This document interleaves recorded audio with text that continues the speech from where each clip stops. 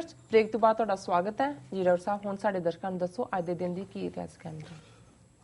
ਅੱਜ ਦੇ ਦਿਨ ਦੇ ਸਿੱਖ ਇਤਿਹਾਸਕ ਹਵਾਲੇ ਨਾਲ 1923 ਦੇ ਵਿੱਚ ਮਹਾਰਾਜਾ ਰਿਪੁਦਮਨ ਸਿੰਘ ਨਾਭਾ ਨੂੰ ਗੱਦੀਓਂ ਲਾਇਆ ਗਿਆ ਜੀ। ਨਾਭਾ ਸਟੇਟ ਬੇਸ਼ੱਕ ਪਹਿਲੀ ਅੰਗਰੇਜ਼ ਸਿੱਖ ਜੰਗ ਵੇਲੇ ਉਹਨਾਂ ਨੇ ਨਿਊਟਰੈਲਿਟੀ ਰੱਖੀ ਸੀ, ਸ਼ਮੂਲੀਅਤ ਨਹੀਂ ਸੀ ਕੀਤੀ ਜੀ। ਔਰ ਹਮੇਸ਼ਾ ਹੀ ਸਿੱਖਾਂ ਦੇ ਮਨਾਂ 'ਚ ਹਮਦਰਦੀ ਵੀ ਰਹੀ ਕਿਉਂਕਿ ਆਨੰਦ ਮੈਰਿਜ ਐਕਟ ਪਾਸ ਕਰਵਾਉਣ 'ਚ ਵੀ ਰਿਪੁਦਮਨ ਸਿੰਘ ਨਾਭਾ ਇਹਨਾਂ ਦੇ ਟਿਊਟਰ ਭਾਈ ਕਾਹਨ ਸਿੰਘ ਨਾਭਾ ਸਨ। ਸੋ ਇਹ ਸਿੱਖ ਮਾਈਂਡਡ ਸਨ। ਇਸ ਲਈ ਜਦੋਂ ਸਾਕਾ ਨਨਕਾਣਾ ਸਾਹਿਬ ਹੋਇਆ ਇਹਨਾਂ ਨੇ ਵੀ ਪ੍ਰੋਟੈਸਟ ਦੇ ਵਿੱਚ ਕਾਲੀ ਦਸਤਾਰ ਸਜਾਈ। ਅੰਗਰੇਜ਼ਾਂ ਨੂੰ ਚੰਗਾ ਨਹੀਂ ਸੀ ਲੱਗਦਾ ਔਰ ਇਹ ਹਮਦਰਦੀ ਰੱਖਦੇ ਸਨ ਜਿਹੜੇ ਆਜ਼ਾਦੀ ਘੁਲਾਟੀਏ ਨੇ ਉਹਨਾਂ ਦੇ ਨਾਲ। ਸਿੱਖ ਮਾਈਂਡ ਸੈਟ ਸੀ ਜੀ। ਔਰ ਉਹ ਆਨਾ ਬਹਾਨਾ ਕੋਈ ਨਾ ਕੋਈ ਲੱਭਦੇ ਸੀ। ਪਟਿਆਲੇ ਵਾਲਿਆਂ ਨਾਲ ਇਹਨਾਂ ਦਾ ਕੋਈ ਝਗੜਾ, ਹਾਲਾਂਕਿ ਹੈ ਤਾਂ ਕਜ਼ਨ ਨੇ, ਕੋਈ ਝਗੜਾ ਚੱਲ ਰਿਹਾ ਸੀ, ਕੋਈ ਇਨਕੁਆਇਰੀ ਕਮੇਟੀ ਬਿਠਾਈ, ਉਹਨਾਂ ਨੇ ਗਲਤੀ ਨਾਭੇ ਵਾਲੇ ਦੀ ਕੱਢੀ। ਹਾਲਾਂਕਿ ਮੁੱਖ ਮੁੱਦਾ ਤਾਂ ਉਹਨਾਂ ਦਾ ਮੁੱਖ ਮਕਸਦ ਸੀ ਕਿ ਵੀ ਇਹਨੂੰ ਪਾਸੇ ਕਰੋ, ਵੀ ਇਹ ਸਿੰਪੈਥੈਟਿਕ ਹੈ ਸਿੱਖਾਂ ਦੇ ਨਾਲ ਵੀ ਔਰ ਆਜ਼ਾਦੀ ਲਹਿਰ ਦੇ ਨਾਲ ਵੀ। ਸੋ ਜਦੋਂ ਗੱਦੀਓਂ ਲਾਇਆ ਗਿਆ ਫਿਰ ਉਹਨੂੰ ਇਹ ਕਿਹਾ ਗਿਆ, ਉਹਦੇ ਬੇਟਾ ਉਹਦਾ ਮਾਈਨਰ ਸੀ ਉਹਨੂੰ ਬਿਠਾ ਦਿੱਤਾ, ਰੈਜ਼ੀਡੈਂਟ ਲਾ ਦਿੱਤਾ। ਤਾਂ ਉਹਨੂੰ ਕਿਹਾ ਜੀ 2 ਲੱਖ ਤੁਹਾਡੀ ਐਨੂਅਲ ਜਿਹੜੀ ਹੈ ਉਹ ਤੁਹਾਨੂੰ ਵਜ਼ੀਫਾ ਮਿਲੇਗਾ, 2 ਲੱਖ ਮਹੀਨੇ ਦਾ ਜਾਂ ਸਾਲਾਨਾ ਮੇਰਾ ਖਿਆਲ ਜੀ। ਪਰ ਉਹ ਵੀ 1923 ਦੇ ਵਿੱਚ ਉਹਨਾਂ ਨੂੰ ਗੱਦੀਓਂ ਲਾਇਆ। 2-3 ਸਾਲ ਬਾਅਦ ਲਾਇਆ ਜੀ ਨਹੀਂ ਤੁਸੀਂ ਜਿਹੜੀਆਂ ਐਬਡੀਗੇਟ ਥਰੋਨ ਕੀਤਾ ਉਹਦੀਆਂ ਕੰਡੀਸ਼ਨ ਸੀ ਉਹ ਫੁੱਲਫਿਲ ਨਹੀਂ ਕੀਤੀਆਂ, ਇਸ ਲਈ ਉਹ ਜਿਹੜਾ 2 ਲੱਖ ਸੀ ਉਹਨੂੰ ਘਟਾ ਕੇ 12,000 ਕਰ ਦਿੱਤਾ ਤੇ ਉਹਨਾਂ ਨੂੰ ਜਲਾਵਤਨ ਕਰ ਦਿੱਤਾ ਸੀ। ਉਹ ਇੱਕ ਕੁਨਾਲਕੁਡਮ, ਹੁਣ ਜਦੋਂ ਤਮਿਲਨਾਡੂ 'ਚ ਨਿਊਕਲੀਅਰ ਪਲਾਂਟ ਦੀ ਗੱਲ ਹੁੰਦੀ ਹੈ ਪਿੱਛੇ ਬੜਾ ਪ੍ਰੋਟੈਸਟ ਰਿਹਾ, ਲੋਕ ਨਹੀਂ ਸੀ ਚਾਹੁੰਦੇ ਉੱਥੇ ਲੱਗੇ, ਕੁਨਾਲਕੁਡਮ ਸ਼ਾਇਦ ਇਹ ਨਾਂ ਹੈ। ਸੋ ਇਹ ਉਹ ਸ਼ਹਿਰ ਹੈ ਤਮਿਲਨਾਡੂ ਦਾ ਜਿੱਥੇ ਕਿ ਜਲਾਵਤਨੀ ਦੇ ਵਿੱਚ ਹੀ ਰਿਪੁਦਮਨ ਸਿੰਘ ਨਾਭਾ ਦੀ 1928 ਦੇ ਵਿੱਚ ਮੌਤ ਹੋਈ। ਸੋ 5 ਸਾਲ ਦੇ ਵਿੱਚ ਹੀ ਉਹ ਜਿਹੜਾ ਆਪਣੇ ਦੇਸ਼ ਤੋਂ ਦੂਰ, ਲੋਕਾਂ ਤੋਂ ਦੂਰ, ਪੰਜਾਬ ਵੀ ਉਹਨੂੰ ਆਉਣਾ ਅਲਾਉਡ ਨਹੀਂ ਸੀ ਜਲਾਵਤਨੀ 'ਚ ਜੀ। 1991 ਦੇ ਵਿੱਚ ਰਟੌਲ ਪੁਲਿਸ ਮੁਕਾਬਲਾ ਹੋਇਆ। ਹੁਣ ਜਦੋਂ ਪੁਲਿਸ ਮੁਕਾਬਲਿਆਂ ਜਾਂ ਅਸੀਂ ਝੂਠੇ ਐਨਕਾਊਂਟਰਸ ਦੀ ਗੱਲ ਕਰਦੇ ਕਿ ਕਿਵੇਂ ਝੂਠੇ ਪੁਲਿਸ ਮੁਕਾਬਲਿਆਂ 'ਚ ਨੌਜਵਾਨ ਮਾਰੇ, ਇਹਦਾ ਮਤਲਬ ਇਹ ਨਹੀਂ ਹੈ ਵੀ ਅਸਲੀ ਮੁਕਾਬਲੇ ਨਹੀਂ ਹੋਏ ਜੀ। ਜਿੱਥੇ ਅਸਲੀ ਮੁਕਾਬਲੇ ਹੋਏ ਨੇ, ਹੁਣ ਝੂਠੇ ਪੁਲਿਸ ਮੁਕਾਬਲਿਆਂ ਦਾ ਤਾਂ ਇਹੀ ਹੈ ਕਿ ਨੌਜਵਾਨ ਜਾ ਕੇ ਚੁੱਕ ਕੇ ਪੁਆਇੰਟ ਬਲੈਂਕ ਰੇਂਜ ਤੇ ਮਾਰਤੇ 6, ਕਿਸੇ ਪੁਲਿਸ ਵਾਲੇ ਨੂੰ ਝਰੀਟ ਵੀ ਨਹੀਂ ਆਈ। ਉਹਦੇ 'ਚ ਹੁੰਦਾ ਜੀ ਇਹ ਗਏ ਜੀ ਉੱਥੇ ਗੱਡੀ ਸੀ ਜੀ, ਰੋਕਿਆ ਜੀ, ਪੁਲ ਤੇ ਨਾਕਾ ਸੀ ਹੋਇਆ, ਸਾਰੀ ਕਹਾਣੀ ਘੜੀ ਘੜਾਈ ਸਭ ਨਾ ਹੀ ਫਿੱਟ ਕਰਦੇ ਨੇ ਉਹ। ਪਰ ਜਿੱਥੇ 3-4 ਮੁਕਾਬਲੇ ਪੰਜਾਬ ਦੇ ਲੋਕਾਂ ਦੇ ਸਿੱਖ ਇਤਿਹਾਸ ਜਿਹੜੇ ਯਾਦ ਕੀਤੇ ਜਾਣਗੇ ਉਹਨਾਂ 'ਚੋਂ ਇੱਕ ਰਟੌਲ ਦਾ ਮੁਕਾਬਲਾ ਜਿਹੜਾ ਅੱਜ ਦੇ ਦਿਨ 1991 ਦੇ ਵਿੱਚ ਹੋਇਆ ਜੀ। ਪੁਲਿਸ ਨੂੰ ਸੂਹ ਮਿਲੀ ਕਿ ਬਾਬਾ ਗੁਰਬਚਨ ਸਿੰਘ ਮਾਨੋਚਾਲ ਜਿਨ੍ਹਾਂ ਨੇ ਖਾਲਿਸਤਾਨ ਦਾ ਐਲਾਨ ਕੀਤਾ ਸੀ 29 ਅਪ੍ਰੈਲ 1986 ਨੂੰ, ਕਿ ਉਹ 5-6 ਸਿੰਘਾਂ ਦੇ ਨਾਲ ਰਟੌਲ ਪਿੰਡ ਜਿਹੜਾ ਹੈ ਇਹ ਉਹਦੇ 'ਚ ਰੁਕੇ ਹੋਏ ਨੇ। ਬੜੀ ਵੱਡੀ ਧਾੜ ਪੁਲਿਸ ਦੀ ਆਈ, DIG ਅਜੀਤ ਸਿੰਘ ਉਹਨਾਂ ਨੂੰ ਲੀਡ ਕਰ ਰਿਹਾ ਸੀ, 1000 ਤੋਂ ਜ਼ਿਆਦਾ 4 ਚੁਫੇਰਾ ਘੇਰ ਲਿਆ ਜੀ। ਪਰ ਇਹਨਾਂ ਸਿੰਘਾਂ ਨੇ ਜਿਸ ਬਹਾਦਰੀ ਦੇ ਨਾਲ ਮੁਕਾਬਲਾ ਕੀਤਾ, ਸਿੰਘ ਜਿੰਨੇ 4-5 ਸੀ ਉਹ ਤਾਂ ਸ਼ਹੀਦ ਹੋ ਗਏ, ਲੇਕਿਨ ਬਾਬਾ ਗੁਰਬਚਨ ਸਿੰਘ ਮਾਨੋਚਾਲ ਉਸ ਘੇਰੇ 'ਚੋਂ ਵੀ ਸੁਰੱਖਿਅਤ ਨਿਕਲ ਗਏ। ਔਰ ਜਿਹੜਾ ਵੱਡਾ ਕੈਚ ਸੀ ਇਸ ਮੁਕਾਬਲੇ ਦੇ ਵਿੱਚ DIG ਅਜੀਤ ਸਿੰਘ ਮਾਰਿਆ ਗਿਆ ਸਿੱਖਾਂ ਦੇ ਹੱਥੋਂ ਔਰ ਦਰਜਨਾਂ ਪੁਲਸੀਏ ਜਿਹੜੇ ਨੇ ਉਹ ਮਾਰੇ ਗਏ। ਸੋ ਇਹ ਰੀਅਲ ਮੁਕਾਬਲਾ ਸੀ। ਲੋਕਾਂ ਦੇ ਵਿੱਚ ਆਇਆ ਕਿ ਆਹ ਮੁਕਾਬਲਾ ਜੇ ਤੁਸੀਂ ਸਿੰਘਾਂ ਦੇ ਬਰਾਬਰ ਦੇਖਣਾ ਵੀ ਸਿੰਘਾਂ ਦੀ ਬਹਾਦਰੀ ਕੀ ਹੈ, ਤੇ ਜਿੱਥੇ ਫਿਰ ਮੁਕਾਬਲਾ ਹੁੰਦਾ ਹੈ ਉੱਥੇ ਪਤਾ ਲੱਗਦਾ ਵੀ ਕਿਸ ਭਾਅ ਵਿਕਦਾ ਜੀ ਜੀ। ਵਰਲਡ ਹਿਸਟਰੀ ਦੇ ਹਵਾਲੇ ਨਾਲ 1355 ਦੇ ਵਿੱਚ ਟਲੀਡੋ ਸ਼ਹਿਰ ਜਿਹੜਾ ਸਪੇਨ ਦਾ, ਉੱਥੋਂ 1200 ਦੇ ਕਰੀਬ ਯਹੂਦੀਆਂ ਨੂੰ ਸ਼ਹਿਰ ਛੱਡ ਜਾਣ ਦਾ ਹੁਕਮ ਦਿੱਤਾ ਗਿਆ। 1428 ਦੇ ਵਿੱਚ ਫਰਾਂਸ ਦੇ ਔਰਲੀਅਨਸ ਦੇ ਵਿੱਚ 17 ਸਾਲਾਂ ਦੀ ਫ੍ਰੈਂਚ ਕਿਸਾਨਾਂ ਦੀ ਕੁੜੀ ਜੋਨ ਆਫ ਆਰਕ, ਉਹਨੇ ਆਪਣੇ ਲੋਕਾਂ ਨੂੰ ਖੜਾ ਕੀਤਾ। ਬ੍ਰਿਟਿਸ਼ਰਸ ਦਾ ਪ੍ਰਭਾਵ ਵੱਧ ਰਿਹਾ ਸੀ, ਉਹਨਾਂ ਨੇ ਔਰਲੀਅਨਸ ਜਿੱਥੇ ਬ੍ਰਿਟਿਸ਼ ਉਹਨੂੰ ਘੇਰਾ ਪਾ ਲਿਆ ਔਰ ਉਸ ਲੜਾਈ ਦੇ ਵਿੱਚ ਇਹ 17 ਸਾਲਾਂ ਦੀ ਕੁੜੀ ਨੇ ਜਿੱਤ ਹਾਸਲ ਕੀਤੀ। ਲੋਕਾਂ ਨੂੰ ਦੱਸਿਆ ਕਿ ਹੌਸਲੇ ਨਾਲ ਖਲੋਵੋ, ਕੋਈ ਏਡੀ ਗੱਲ ਨਹੀਂ ਹੈ।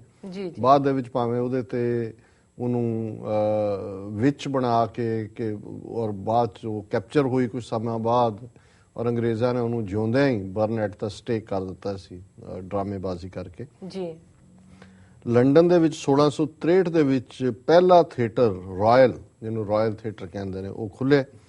1832 ਦੇ ਵਿੱਚ ਗ੍ਰੀਸ ਜਿਹੜਾ ਹੈ ਉਹ ਇੱਕ ਇੰਡੀਪੈਂਡੈਂਟ ਰਿਪਬਲਿਕ ਬਣਿਆ। ਲੰਬਾ ਵਕਤ ਜਿਹੜਾ ਹੈ ਇਹ ਓਟੋਮਨ ਅੰਪਾਇਰ ਦੇ ਹੀ ਕਬਜ਼ੇ ਥੱਲੇ ਰਿਹਾ। 1873 ਦੇ ਵਿੱਚ US ਮੈਰੀਨਸ ਨੇ ਪਨਾਮਾ, ਜਿਹੜੀ ਬਾਅਦ ਦੇ ਵਿੱਚ ਫਿਰ 1892-93 ਵਿੱਚ ਪਨਾਮਾ ਨਹਿਰ ਬਣੀ, ਫਿਰ ਕਿਵੇਂ ਅੱਜ ਤੋਂ 20 ਸਾਲ ਪਹਿਲਾਂ ਈਵਨ ਨੋਰੀਐਗਾ ਜਦੋਂ ਐਗਰੀਮੈਂਟ ਮੁੱਕਣ ਲੱਗਾ ਅਮਰੀਕਾ ਦੇ ਨਾਲ ਉਹਨਾਂ ਦਾ, ਤੇ ਉਹੀ ਨੋਰੀਐਗਾ ਜਿਹਨੂੰ 2 ਵਾਰੀ ਵਾਈਟ ਹਾਊਸ ਸੱਦ ਕੇ ਅੱਡ ਪ੍ਰੈਜ਼ੀਡੈਂਟਸ ਨੇ ਆਨਰ ਕੀਤਾ ਸੀ, ਉਹਦੇ ਤੇ ਡਰੱਗ ਸਮਗਲਿੰਗ ਦਾ ਚਾਰਜ ਲਾ ਕੇ ਹੁਣ ਅਮਰੀਕਾ ਦੀਆਂ ਜੇਲ੍ਹਾਂ 'ਚ ਸੜ ਰਿਹਾ ਉਹ। ਇਸੇ ਤਰ੍ਹਾਂ ਹੀ ਇਹਨਾਂ ਨੇ ਪਹਿਲਾਂ ਜਿਹੜਾ 1873 ਦੇ ਵਿੱਚ ਪਨਾਮਾ ਦੇ ਉੱਤੇ ਕਬਜ਼ਾ ਕੀਤਾ ਸੀ ਆਪਣੇ ਮੈਰੀਨ ਭੇਜ ਕੇ। 1914 ਦੇ ਵਿੱਚ US ਕਾਂਗਰਸ ਨੇ ਇੱਕ ਮਤਾ ਕਰਕੇ ਮਦਰਸ ਡੇ ਜਿਹੜਾ ਅੱਜ ਅਮਰੀਕਾ 'ਚ ਸੈਲੀਬ੍ਰੇਟ ਹੁੰਦਾ ਹੈ, ਇਹ ਕਾਂਗਰਸ ਨੇ ਐਸਟੈਬਲਿਸ਼ ਕੀਤਾ। 1940 ਦੇ ਵਿੱਚ ਵਿੰਸਟਨ ਚਰਚਿਲ ਇੰਗਲੈਂਡ ਦੇ ਪ੍ਰਾਈਮ ਮਿਨਿਸਟਰ ਬਣੇ। ਜਦੋਂ ਦੁਨੀਆ 'ਚ 20ਵੀਂ ਸਦੀ ਦੇ ਗ੍ਰੇਟ ਲੀਡਰਸ ਦੀ ਗੱਲ ਹੁੰਦੀ ਹੈ ਤੇ ਚਰਚਿਲ ਦੇ ਮੁਕਾਬਲੇ ਕੋਈ ਨਹੀਂ ਖਲੋਂਦਾ। ਅੱਜ ਤਾਂ ਕੁੱਲ ਦੁਨੀਆ 'ਚ ਹੀ ਮਿਲਾ ਕੇ ਦੇਖੋ ਸਾਰੇ B ਗ੍ਰੇਡ ਲੀਡਰ ਨੇ, ਕੋਈ ਬਿਲਕੁਲ ਹੀ ਲੋਅਰ ਸਟੈਂਡਰਡ ਹੋ ਗਿਆ, ਲੇਕਿਨ ਬੜੇ ਜਾਇੰਟ ਲੀਡਰ 20ਵੀਂ ਸਦੀ ਨੇ ਨੈਲਸਨ ਮੰਡੇਲੇ ਵਰਗੇ, ਵਿੰਸਟਨ ਚਰਚਿਲ ਵਰਗੇ ਜਿਹੜੇ ਨੇ ਉਹ ਥਰੋ ਕੀਤੇ।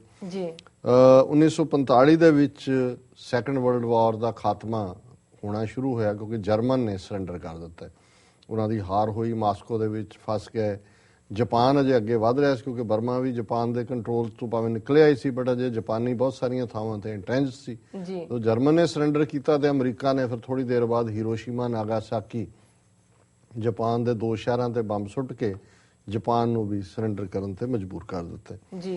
1954 ਦੇ ਵਿੱਚ ਨੈਟੋ ਜਿਹੜੀ ਕਿ ਜਿਹੜੀ ਨਾਰਥ ਐਟਲਾਂਟਿਕ ਟ੍ਰੀਟੀ ਆਰਗੇਨਾਈਜੇਸ਼ਨ ਹੈ, ਇੱਕ ਫਰੰਟ ਅਮਰੀਕਾ ਨੇ ਬਣਾਇਆ ਸੀ ਸੋਵੀਅਤ ਯੂਨੀਅਨ ਦੇ ਪ੍ਰਭਾਵ ਨੂੰ ਰੋਕਣ ਦੇ ਲਈ ਯੂਰਪ ਦੇ ਵਿੱਚ।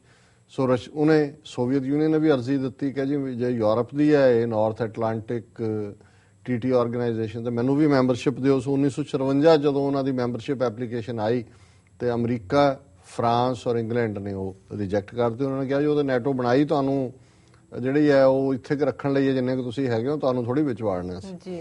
2012 ਦੇ ਵਿੱਚ ਪੁਤਿਨ ਜਿਹੜਾ ਅੱਜ ਰਸ਼ੀਆ ਦਾ ਪ੍ਰੀਮੀਅਰ ਹੈ, ਉਹ 6 ਸਾਲਾਂ ਦੇ ਲਈ ਜਿਹੜਾ ਰਸ਼ੀਆ ਦਾ ਪ੍ਰੈਜ਼ੀਡੈਂਟ ਚੁਣਿਆ ਗਿਆ।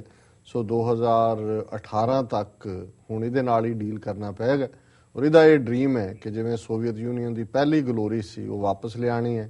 ਇਸ ਲਈ ਉਹਨੇ ਕ੍ਰੀਮੀਆ ਦੇ ਉੱਤੇ ਕਬਜ਼ਾ ਕੀਤਾ ਹੈ। ਹੁਣ ਯੂਕਰੇਨ ਨੂੰ ਅਨਸਟੇਬਲ ਕਰ ਰਹੇ ਨੇ ਔਰ ਬਾਹਰਲੇ ਮੁਲਕਾਂ ਨੂੰ, ਅਮਰੀਕਾ, ਯੂਰਪ ਨੂੰ ਉਹਨੇ ਦੱਸ ਦਿੱਤਾ ਵੀ ਇੱਥੇ ਤੁਹਾਡੀ ਦਾਲ ਨਹੀਂ ਗਲਣੀ, ਮੈਂ ਹੀ ਜਿਹੜਾ ਇੱਥੇ ਹੁਣ ਲੀਡ ਕਰਾਂਗਾ ਜੋ ਵੀ ਪਾਲਿਸੀ ਹੋਏਗੀ। 2018 ਤੱਕ ਇਹਦੇ ਨਾਲ ਡੀਲ ਕਰਨਾ ਪਏਗਾ। ਜੀ ਡਾਕਟਰ ਸਾਹਿਬ ਤੁਹਾਡਾ ਬਹੁਤ ਬਹੁਤ ਸ਼ੁਕਰੀਆ। ਸਾਡਾ ਅੱਜ ਦਾ ਪਹਿਲਾ ਸਵਾਲ ਹੈ, ਬਿਕਰਮਜੀਤ ਮਜੀਠੀਆ ਇੱਕ ਦਿਨ ਵਿੱਚ 2 ਤਖਤਾਂ ਤੇ ਜਾ ਕੇ ਅਤੇ ਪ੍ਰੈਸ ਸਟੇਟਮੈਂਟਾਂ ਜਾਰੀ ਕਰਕੇ ਅਕਾਲ ਤਖਤ ਸਾਹਿਬ ਦਾ ਅਪਮਾਨ ਕਰ ਰਿਹਾ ਹੈ। ਜੀ ਡਾਕਟਰ ਸਾਹਿਬ ਤੁਸੀਂ ਕੀ ਕਹਿਣਾ ਚਾਹੁੰਦੇ ਇਸ ਬਾਰੇ? ਦੇਖੋ, ਹਰ ਦਿਨ ਜਦੋਂ ਧਾਰਮਿਕ ਹਵਾਲੇ ਨਾਲ ਜਾਂ ਸਿੱਖਾਂ ਦੇ ਸਿਆਸੀ ਹਵਾਲੇ ਨਾਲ ਪੰਜਾਬ ਦੀਆਂ ਖਬਰਾਂ ਵੱਲ ਮੈਂ ਨਜ਼ਰ ਮਾਰਦਾ ਤੇ ਨਿਰਾਸ਼ਾ ਔਰ ਉਦਾਸੀ ਤੋਂ ਬਿਨਾਂ ਹੋਰ ਕੁਝ ਵੀ ਪੱਲੇ ਨਹੀਂ ਪੈਂਦਾ।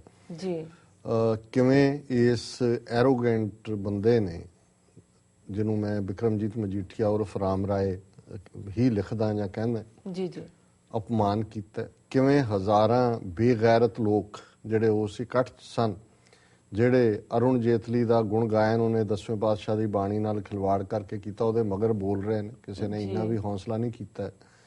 ਫਿਰ ਪਰ ਸਿੱਖਾਂ 'ਚ ਰੋਸ ਹੋਇਆ, ਇਸ 'ਚ ਕੋਈ ਸ਼ੱਕ ਨਹੀਂ ਹੈ। ਇਹ ਇੱਕ ਪੋਜ਼ਿਟਿਵ ਗੱਲ ਸੀ। ਜਥੇਦਾਰਾਂ ਦੀ ਮਜਬੂਰੀ ਬਣ ਗਿਆ, ਅਦਰਵਾਈਜ਼ ਤਾਂ ਉਹਨਾਂ ਨੇ ਜਿਵੇਂ ਬਾਕੀਆਂ ਨੂੰ, ਰਾਮੂ ਵਾਲੀਆ ਨੇ ਵੀ ਇਦਾਂ ਦੀ ਕਰਤੂਤ ਕੀਤੀ ਸੀ, ਬਲਵੰਤ ਰਾਮੂ ਵਾਲੀਆ ਨੇ। ਉਹਨੇ ਤਾਂ ਗੁਰਬਾਣੀ ਦਾ ਜਿਹੜਾ ਹੈ ਉਹ ਹਮਕਰ ਸਾਜਨ ਆਏ ਦੀ ਥਾਂ ਤੇ ਪਬਲਿਕਲੀ ਕਿਸੇ ਥਾਂ ਤੇ ਉਹਨੇ ਸ਼ਬਦ ਮਾੜਾ ਵਰਤਿਆ, ਜਿਹੜਾ ਮੈਂ ਆਪਣੀ ਜ਼ੁਬਾਨ ਤੇ ਨਹੀਂ ਲਿਆਣਾ ਚਾਹੁੰਦਾ। ਪਰ ਉਦੋਂ ਕਿਉਂਕਿ ਬਹੁਤੀ ਚਰਚਾ ਨਹੀਂ ਹੋਈ, ਹੁਣ ਇਲੈਕਸ਼ਨ ਸੀਜ਼ਨ ਸੀ, ਗੱਲ ਨਿਕਲ ਆਈ, ਪਬਲਿਕਲੀ ਉਹਨੇ ਕੀਤੀ ਔਰ ਸਾਹਮਣੇ ਆ ਗਈ। ਹੁਣ ਜਥੇਦਾਰਾਂ ਦੀ ਔਰ ਹਜ਼ੂਰ ਸਾਹਿਬ ਵਾਲਿਆਂ ਨੇ ਹੁਕਮਨਾਮਾ ਕੱਢ ਦਿੱਤਾ। ਉਹਦੇ ਥੱਲੇ ਉਹਨਾਂ ਨੇ ਕਿਹਾ ਜੀ ਠੀਕ ਹੈ, ਤੂੰ 5 ਤਖਤਾਂ ਤੇ ਜਾ, ਇਹ ਭਾਂਡੇ ਮਾਂਜ, ਇੱਥੇ ਤੂੰ ਕੀਰਤਨ ਸੁਣ ਤੇ ਫਿਰ ਆ ਕੇ ਅਖੰਡ ਪਾਠ ਕਰਾ ਔਰ ਅਰਦਾਸ ਕਰਾ। ਹੁਣ ਕਿਵੇਂ ਬਿਕਰਮਜੀਤ ਮਜੀਠੀਏ ਨੇ ਇਸ ਸਜ਼ਾ ਨੂੰ, ਜਿਹਨੂੰ ਕਿ ਹਾਲਾਂਕਿ ਸੇਵਾ ਤਾਂ ਵਲੰਟੀਅਰਲੀ ਗੁਰਦੁਆਰਾ ਸਾਹਿਬ ਜਾ ਕੇ ਭਾਂਡੇ ਮਾਂਜਣਾ ਜਾਂ ਲੰਗਰ ਦੇ ਵਿੱਚ ਸੇਵਾ ਕਰਨਾ, ਇਹ ਤਾਂ ਵੱਡੇ ਭਾਗ ਹੁੰਦੇ ਨੇ, ਪਰ ਕਿਉਂਕਿ ਜਦੋਂ ਅਕਾਲ ਤਖਤ ਵੱਲੋਂ ਇਹ ਪਾਰਟ ਆਇਆ ਤੇ ਜ਼ਾਹਰ ਹੈ ਸਜ਼ਾ ਹੈ, ਤਨਖਾਹ ਹੈ। ਹੁਣ ਜਿਹੜਾ ਸਜ਼ਾ ਭੋਗਣ ਵਾਲਾ ਹੈ ਉਹ ਤਾਂ ਗਿਲਟੀ ਹੈ, ਕ੍ਰਿਮੀਨਲ ਹੈ, ਜਿਹੜਾ ਸ਼ਬਦ ਲਾਅ ਦੇ ਵਿੱਚ ਵਰਤਿਆ ਜਾਂਦਾ। ਹੁਣ ਹੋਇਆ ਕੀ ਹੈ ਵੀ ਇਹ ਬਿਕਰਮਜੀਤ ਮਜੀਠੀਆ ਨੇ ਹੈਲੀਕਾਪਟਰ ਲਿਆ। ਇੱਕ ਦਿਨ ਪਹਿਲਾਂ ਉਹ 2 ਘੰਟੇ ਕੇਸਗੜ੍ਹ ਸਾਹਿਬ ਗਿਆ, ਉੱਥੋਂ ਹੀ ਹੈਲੀਕਾਪਟਰ ਤੇ ਦਮਦਮਾ ਸਾਹਿਬ ਪਹੁੰਚਿਆ ਔਰ ਉਹਨੂੰ VIP ਟ੍ਰੀਟਮੈਂਟ ਮਿਲ ਰਹੀ ਹੈ। ਔਰ ਹੁੰਦਾ ਇਹ ਹੈ ਵੀ ਜਦੋਂ ਤੱਕ ਸਜ਼ਾ ਜਿਹੜੀ ਤਨਖਾਹ ਲੱਗੀ ਹੈ ਉਹ ਪੂਰੀ ਨਹੀਂ ਕਰ ਲੈਂਦਾ ਔਰ ਪੂਰੀ ਕਰਕੇ ਫਿਰ ਅਕਾਲ ਤਖਤ ਤੇ ਹਾਜ਼ਰ ਨਹੀਂ ਹੁੰਦਾ ਜਿਹੜਾ ਗਿਲਟੀ ਹੈ, ਤੇ ਉਹਦੀ ਅਰਦਾਸ ਨਹੀਂ ਹੁੰਦੀ। ਜਦੋਂ ਉਹ ਹੁੰਦਾ ਹੈ ਕਿ ਜੀ ਮੈਂ ਤਨਖਾਹ ਬਖਸ਼ਾ ਲਈ ਹੈ, ਉਹ ਅਰਦਾਸ ਹੁੰਦੀ ਹੈ ਜੀ। ਹੁਣ ਇਹਦੇ ਮਾਮਲੇ 'ਚ ਕਿਸ ਹੱਦ ਤੱਕ ਸਾਡੇ ਜਥੇਦਾਰ ਥੱਲੇ ਜਾ ਚੁੱਕੇ ਨੇ, ਡਿੱਗ ਚੁੱਕੇ ਨੇ, ਕਿ ਇਹਨੇ ਜਿਹਨੇ 2 ਘੰਟੇ ਡਰਾਮਾ ਉੱਥੇ ਕੇਸਗੜ੍ਹ ਸਾਹਿਬ ਕੀਤਾ, ਅਰਦਾਸ ਜਥੇਦਾਰ ਮਲ ਸਿੰਘ ਜਿਹੜੇ ਜਥੇਦਾਰ ਨੇ ਕੇਸਗੜ੍ਹ ਸਾਹਿਬ ਦੇ, ਉਹਨਾਂ ਨੇ ਉੱਥੇ ਅਰਦਾਸ ਕੀਤੀ ਜੀ। ਅੱਛਾ, ਫਿਰ ਹੁਣ ਦਮਦਮਾ ਸਾਹਿਬ ਦਾ ਇੱਕ ਫੈਕਟ ਸਾਹਮਣੇ ਆਇਆ ਕਿ ਜਿਹੜਾ ਕੀਰਤਨੀਆਂ ਨੇ ਕੀਰਤਨ ਕਰ, ਉਹਨਾਂ ਨੇ ਕਿਹਾ ਜੀ ਮਜੀਠੀਏ ਕੋਲ ਬਹੁਤਾ ਟਾਈਮ ਨਹੀਂ ਹੈਗਾ ਤੇ ਕੀਰਤਨੀਆਂ ਨੂੰ 10 ਮਿੰਟ ਪਹਿਲਾਂ ਸੱਦ ਲਓ ਤਾਂ ਕਿ ਉਹਨੇ ਕੀਰਤਨ ਵੀ ਸੁਣਨਾ, ਉਹ ਵੀ ਸਜ਼ਾ ਦਾ ਹਿੱਸਾ ਉਹ ਹੋ ਜਾਏ। ਔਰ ਉਹ ਰਾਗੀਆਂ ਨੇ ਮੰਨਿਆ ਕਿ ਜੀ ਹਾਂ ਅੱਜ ਅਸੀਂ 10 ਮਿੰਟ ਪਹਿਲਾਂ ਕੀਤਾ ਕਿਉਂਕਿ ਮੈਨੇਜਰ ਸਾਹਿਬ ਨੇ ਸਾਨੂੰ ਇਹ ਆਰਡਰ ਕੀਤਾ। ਫਿਰ ਉੱਥੇ ਬੈਠੇ ਆ, ਉਹ ਪੂਰੀ ਹੇੜ ਦੀ ਹੇੜ ਨਾਲ ਉਹ ਉੱਥੇ ਪ੍ਰਾਈਵੇਟ ਪਹੁੰਚ ਜਾਂਦੇ ਨੇ, ਪ੍ਰੈਸ ਰਿਲੀਜ਼ ਜਾਰੀ ਕਰ ਰਹੇ ਨੇ ਮੀਡੀਆ ਦੇ ਲਈ ਕਿ ਜੀ ਜਿਵੇਂ ਕੋਈ ਬੜਾ ਵੱਡਾ ਜਿਹੜਾ ਉਹ ਮੋਰਚਾ ਫਤਿਹ ਕਰਕੇ ਆਇਆ। ਸੋ ਮਤਲਬ ਜਿਹੜੀ ਈਵਨ ਅੱਖਾਂ ਜਿਹਨੂੰ ਆਈ ਵਾਸ਼ ਕਹਿੰਦੇ ਨੇ, ਅੱਖਾਂ ਪੂੰਝਣ ਵਾਲੀ ਤਨਖਾਹ ਦੇ ਨਾਂ ਥੱਲੇ ਵੀ ਉਹਨੂੰ ਵੀ ਗਲੋਰੀਫਾਈ ਕੀਤਾ ਜਾ ਰਿਹਾ ਜਿਵੇਂ ਕਿ ਮਜੀਠੀਆ ਜਿਹੜਾ ਪਤਾ ਨਹੀਂ ਉਹਨੇ ਜਿਹੜਾ, ਔਰ ਇਹ ਤਖਤਾਂ ਦਾ ਅਪਮਾਨ ਹੋ ਰਿਹਾ। ਸੋ ਇਹ ਇੱਕ ਦੁਖਦਾਈ ਵਿਸ਼ਾ। ਅਸੀਂ ਸਮਝਦੇ ਹਾਂ ਵੀ ਅਸੀਂ ਤਾਂ ਇਹੀ ਗੱਲ ਰਿਪੀਟ ਕਰ ਸਕਦੇ ਹਾਂ ਜੋ ਅਖਬਾਰਾਂ 'ਚ ਮੀਡੀਆ 'ਚ ਆਉਂਦੀ ਹੈ, ਅੱਗੇ ਉਹਨੂੰ ਤੋਰ ਸਕਦੇ ਹਾਂ। ਪਰ ਇਹ ਵਾਟ ਏ ਟ੍ਰੈਜਡੀ ਕਿ ਸਾਡੀ ਅੱਜ ਧਾਰਮਿਕ ਜਿਹੜੀਆਂ ਪਰੰਪਰਾਵਾਂ ਨੇ ਉਹਨਾਂ ਨੂੰ ਵੀ ਜਿਹੜਾ ਇੱਕ ਮਜ਼ਾਕ ਬਣਾ ਦਿੱਤਾ ਗਿਆ। ਔਰ ਦਲ ਖਾਲਸਾ ਆਰਗੇਨਾਈਜੇਸ਼ਨ ਨੇ ਇਸ ਦੇ ਉੱਤੇ ਪ੍ਰੈਸ ਰਿਲੀਜ਼ ਵੀ ਦਿੱਤੀ, ਇਹਦਾ ਨੋਟਿਸ ਵੀ ਲਿਆ ਔਰ ਅਸੀਂ ਸਮਝਦੇ ਹਾਂ ਵੀ ਆਉਣ ਵਾਲੇ ਦਿਨਾਂ 'ਚ ਹੋਰ ਵੀ ਪੋਲੀਟੀਕਲ ਔਰ ਜਿਹੜੇ ਮੀਡੀਆ ਚੈਨਲ ਨੇ ਇਸ ਗੱਲ ਤੇ ਹਾਈਲਾਈਟ ਕਰਨਗੇ। ਜੀ ਡਾਕਟਰ ਸਾਹਿਬ, ਸਾਡੇ ਕੋਲ ਹੁਣ 2 ਮਿੰਟ ਰਹਿ ਗਏ ਨੇ, ਤੁਸੀਂ ਦੱਸੋ ਸਾਡੇ ਦਰਸ਼ਕਾਂ ਨੂੰ ਅੱਜ ਦਾ ਵਿਚਾਰ। ਅੱਜ ਦੇ ਵਿਚਾਰ ਲਈ ਅਸੀਂ ਭਾਈ ਗੁਰਦਾਸ ਜੀ ਦੇ ਕਵਿਤ ਨੰਬਰ 48 ਨੂੰ ਚੁਣਿਆ ਜੀ। ਚਰਨ ਕਮਲ ਮਨ ਬਚ ਕ੍ਰਮ ਹੋਏ ਇਕੱਤਰ, ਤਨ ਤ੍ਰਿਭਵਨ ਗਤ ਅਲਖ ਲਖਾਈ ਹੈ। ਮਨ ਬਚ ਕਰਮ, ਕਰਮ ਮਨ ਬਚਨ ਕੈ, ਬਚਨ ਕਰਮ ਮਨ ਉਨ ਮਨ ਛਾਈ ਹੈ। ਗਿਆਨੀ ਧਿਆਨੀ ਕਰਨੀ ਜੋ ਗੁਰੂ ਮਹੁਆ ਕਮਾਦ, ਨਿਝਰ ਅਪਾਰ ਧਾਰ ਭਾਠੀ ਕੈ ਚੁਆਈ ਹੈ। ਪ੍ਰੇਮ ਰਸ ਅੰਮ੍ਰਿਤ ਨਿਧਾਨ ਪਾਨ ਪੂਰਨ ਹੋਏ, ਗੁਰਮੁਖ ਸੰਧ ਮਿਲੇ ਸਹਿਜ ਸਮਾਈ ਹੈ। ਜੀ। ਮੇਨ ਥੀਮ ਇਸ ਕਵਿਤ ਦਾ ਇਹੀ ਹੈ ਕਿ ਗੁਰੂ ਦੇ ਚਰਨਾਂ ਦੇ ਵਿੱਚ ਮਨ ਬਚਨ ਕਰਮ ਕਰਕੇ, ਥਾਟ, ਸਾਡੇ ਸ਼ਬਦ ਔਰ ਸਾਡੇ ਐਕਸ਼ਨਸ, ਜੇ ਅਸੀਂ ਚਰਨ ਕਮਲ ਮਨ ਬਚ ਕਰਮ ਹੋਏ ਇਕੱਤਰ, ਮਨ ਬਚ ਕਰਮ ਕਰਕੇ ਗੁਰੂ ਦੇ ਸਾਹਮਣੇ ਆਪਣਾ ਆਪ ਸਮਰਪਿਤ ਕਰ ਦਈਏ, ਤਨ ਤ੍ਰਿਭਵਨ ਗਤ ਅਲਖ ਲਖਾਈ ਹੈ। ਫਿਰ ਸਾਡੀ ਬਾਡੀ, ਸਾਡਾ ਤਨ ਜਿਹੜਾ ਉਹ ਤਿੰਨਾਂ ਭਵਨਾਂ, ਤਿੰਨੋਂ ਲੋਕਾਂ ਦੀ ਗਿਆਨ ਦੀ ਪ੍ਰਾਪਤੀ ਵਾਲਾ ਬਣ ਜਾਂਦਾ ਹੈ ਔਰ ਨਿਰੰਕਾਰ ਸਾਨੂੰ ਤਿੰਨਾਂ ਲੋਕਾਂ ਦੀ ਸੋਝੀ ਦਿੰਦਾ ਹੈ, ਗਿਆਨਵਾਨ ਬਣਾ ਦਿੰਦਾ ਹੈ। ਫਿਰ ਦੂਸਰੇ 'ਚ ਮਨ ਬਚ ਕਰਮ, ਕਰਮ ਮਨ ਬਚਨ ਕੈ, ਬਚਨ ਕਰਮ ਮਨ ਉਨ ਮਨੀ ਛਾਈ ਹੈ ਕਿ ਜੇ ਅਸੀਂ ਮਨ ਬਚਨ ਕਰਮ ਕਰਕੇ ਗੁਰੂ ਵੱਲ ਮੂੰਹ ਕਰਦੇ ਹਾਂ ਤੇ ਫਿਰ ਉਨਮਨ ਹੁੰਦਾ ਹਰ ਚੀਜ਼ ਦਾ ਗਿਆਨ ਹੋਣਾ।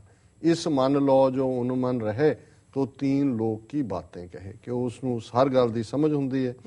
ਗਿਆਨੀ ਧਿਆਨੀ ਕਰਨੀ ਜੋ ਗੁਰੂ ਮਹੁਆ ਕਮਾਦ। ਹੁਣ ਇੱਥੇ ਮਹੁਆ ਇੱਕ ਫੁੱਲ ਹੁੰਦਾ, ਕਮਾਦ ਜਦੋਂ ਸ਼ਰਾਬ ਬਣਦੀ ਹੈ ਤੇ ਮਹੁਆ ਦੇ ਫੁੱਲ ਇਸਤੇਮਾਲ ਹੁੰਦੇ ਨੇ ਔਰ ਕਮਾਦ ਦਾ ਜਿਹਨੂੰ ਜਿਹੜਾ ਉਹ ਵੀ ਉਹਦੇ 'ਚ ਇਸਤੇਮਾਲ ਹੁੰਦਾ। ਸੋ ਉਹਨਾਂ ਨੇ ਉਸ ਨੂੰ ਉਦਾਹਰਣ ਦਿੱਤਾ ਜਿਵੇਂ ਸ਼ਰਾਬ ਦੀ ਭੱਠੀ ਹੁੰਦੀ ਹੈ, ਉਹਦੇ 'ਚੋਂ ਫਿਰ ਤਿਪਕਾ ਉਹ ਨਿਕਲਦਾ ਹੈ ਕਿ ਵੀ ਇਸੇ ਤਰ੍ਹਾਂ ਜਿਹੜਾ ਜਦੋਂ ਗੁਰੂ ਵੱਲ ਮੂੰਹ ਕਰਕੇ ਗੁਰੂ ਪ੍ਰੇਮ 'ਚ ਹੁੰਦਾ ਹੈ, ਉਹਦੇ ਅੰਦਰੋਂ ਪਿਆਰ ਦਾ ਸੋਮਾ ਸਪਰਿੰਗ ਜਿਹੜਾ ਉਹ ਫੁੱਟਦਾ। ਪ੍ਰੇਮ ਕੇ ਸਰ ਲਾਗਿਆ ਘਟ ਪੀਤਰ, ਵੀ ਉਸ ਦੇ ਅੰਦਰ ਉਹ ਗਿਆਨ ਹੁੰਦਾ। ਤੇ ਅਖੀਰ 'ਚ ਭਾਈ ਸਾਹਿਬ ਨੇ ਕਿਹਾ ਪ੍ਰੇਮ ਰਸ ਅੰਮ੍ਰਿਤ ਨਿਧਾਨ ਪਾਨ ਪੂਰਨ ਹੋਏ, ਗੁਰਮੁਖ ਸੰਧ ਮਿਲੇ ਸਹਿਜ ਸਮਾਈ ਹੈ ਕਿ ਉਹ ਗੁਰਸਿੱਖ ਪ੍ਰੇਮ ਦੇ ਰਸ ਵਿੱਚ ਖੀਵਾ ਹੋਇਆ, ਹਮੇਸ਼ਾ ਆਨੰਦ ਦੇ ਵਿੱਚ ਰਹਿੰਦਾ ਤੇ ਸਹਿਜ ਸਮਾਈ ਹੈ। ਮਾਈਂਡ ਉਹਦਾ ਟ੍ਰੈਂਕੁਅਲ ਹੁੰਦਾ ਹੈ, ਸਹਿਜ ਦੇ ਵਿੱਚ ਹੁੰਦਾ ਹੈ, ਟਿਕਾ ਦੇ ਵਿੱਚ ਹੁੰਦਾ ਹੈ ਔਰ ਸਾਰੀ ਜਿਹੜੀ ਉਸ ਦਾ ਦਿਨ ਹੈ ਉਹ ਆਨੰਦ ਵਿੱਚ ਬੀਤਦਾ ਔਰ ਉਹ ਸਹਿਜ ਦੇ ਵਿੱਚ ਵਾਸਾ ਕਰਦੇ। ਸੋ ਇਹ ਭਾਈ ਸਾਹਿਬ ਦਾ ਅੱਜ ਦਾ ਥਾਟ ਹੈ। ਜੀ ਡਾਕਟਰ ਸਾਹਿਬ, ਤੁਹਾਡਾ ਬਹੁਤ ਬਹੁਤ ਸ਼ੁਕਰੀਆ, ਤੁਸੀਂ ਅੱਜ ਦਾ ਵਿਚਾਰ ਸਾਡੇ ਦਰਸ਼ਕਾਂ ਨਾਲ ਸਾਂਝਾ ਕੀਤਾ। ਵੀਰਸ, ਤੁਹਾਡਾ ਵੀ ਬਹੁਤ ਬਹੁਤ ਸ਼ੁਕਰੀਆ, ਤੁਸੀਂ ਆਪਣੇ ਕੀਮਤੀ ਸਮੇਂ ਵਿੱਚ ਸਮਾਂ ਕੱਢ ਕੇ ਸਾਨੂੰ ਆਪਣੇ ਰਾਏ ਤੇ ਸੁਝਾਅ ਭੇਜੇ ਤੇ ਇਸ ਤਰ੍ਹਾਂ ਭੇਜਦੇ ਰਹਿਣਾ ਸਾਡੇ ਇਸ ਪਤੇ ਤੇ sos@tvh4.tv ਤੇ ਅਸੀਂ ਆਪਣਾ ਪ੍ਰੋਗਰਾਮ ਲੈ ਕੇ ਫਿਰ ਤੁਹਾਡੇ ਰੂਬਰੂ ਹੋਵਾਂਗੇ। ਤਦ ਤੱਕ ਲਈ ਮੈਨੂੰ ਤੇ ਆਪਣੇ ਡਾਕਟਰ ਸਾਹਿਬ ਨੂੰ ਆਗਿਆ ਦਿਓ। ਵਾਹਿਗੁਰੂ ਜੀ ਕਾ ਖਾਲਸਾ, ਵਾਹਿਗੁਰੂ ਜੀ ਕੀ ਫਤਿਹ।